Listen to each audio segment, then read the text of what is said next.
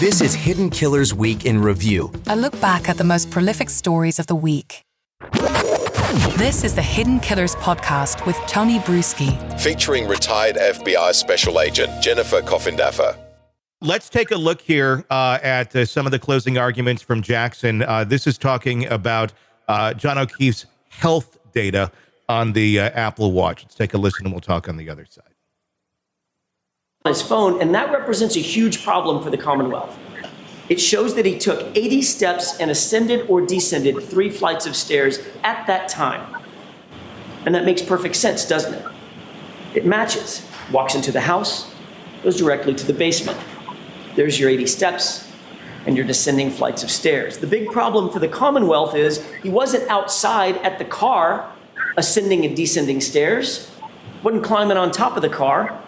So they'll tell you, wait, don't look at the Apple Health data. Look at this other thing called Waze.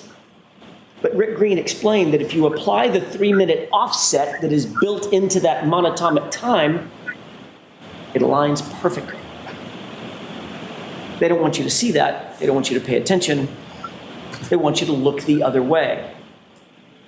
But even more importantly, at approximately 12:32 a.m., someone holding John's phone takes another 36 steps and travels 25 meters. Why is that so important? Because by 12:32 a.m., Karen Reed was gone. She had already left the location. She left at 12:30. Trooper Garino told you that Karen Reed's phone connected to John's Wi-Fi at what time? 12:36. It is undisputed in this case that it's a 6-minute drive on a good day from 34 Fairview over to One Meadows. She was gone by 12:30, and John's phone was taking 36 steps and logging 25 meters at 12:32 after she'd left. So don't be fooled. John walked into that house, after which Karen drove away, and the scientific data all prove it. Still going hard on this, he went into the house theory. I know I have my ideas of how this could have happened without him being in the house, but what are your thoughts on that? He didn't go in the house. Every single witness said he didn't go into the house, and I don't believe they're all lying. Mark Twain said, if 2 people need to keep a secret, they can definitely do it if one is dead. You're asking all of these individuals all this time to just continue with this conspiracy, this lie. Secondarily, his GPS data from his phone is so much more of a precise indicator than the health data. You can take your Apple Health Data watch and be in your car and ascend and descend hills. And if anybody listening has been to Canton, there's all these little hills going to his place, and you descend and you ascend. And that's what I believe that health data recorded.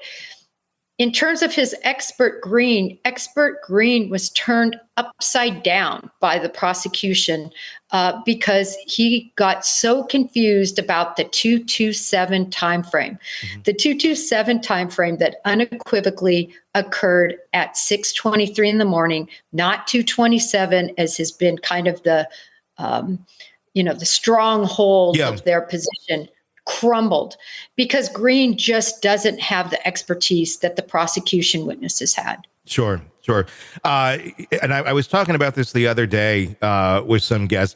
There's a big difference between what you get on your Apple phone in terms of health data versus a watch. And I believe this data did come from a phone, correct?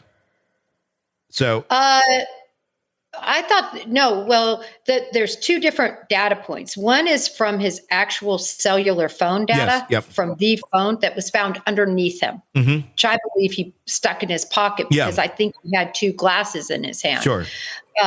So in any event, there's that phone data, and then there's the watch data, which I thought it was from the watch. Yeah. That's how I recall it. There's a huge difference, it seems, between the 2. I mean, just from my own life experience in terms of how accurate it can be. The phone, not as accurate as the watch. And this is always connected to you, seems to have a little bit more. The phone itself, I've had it say, up and down stairs when I know I'm not going up and down stairs quite frequently. And in terms of the movement as well, I look at that and go, okay, if he was knocked over, I'm not going in the line that he's just tipped over and he's done, after the vehicle strike or if he slipped or whatever happened there. Probably got up, walked around quite a bit, tried to walk it off, tried to figure it out, fell again. There seems to be a lot of logical explanations here for this that point in that direction more so than he actually went into the house. Is it a mistake that they continued to push this narrative, even in closing arguments, that somehow he went into the house? I know it creates some reasonable doubt, but there's nothing that points to it being accurate. I think it was a mistake because the data points don't prove it. And back to your point, and I just wanted to make sure I'm clear because I might not be being clear here.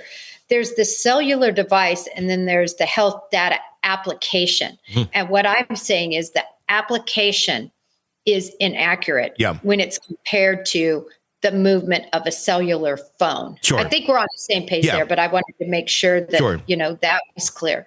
I think it was a mistake for them to keep pushing that, but they had to for this third-party culprit narrative to work. I think it fell flat. Want to listen ad-free? Want advanced access to all of our interviews before anyone else?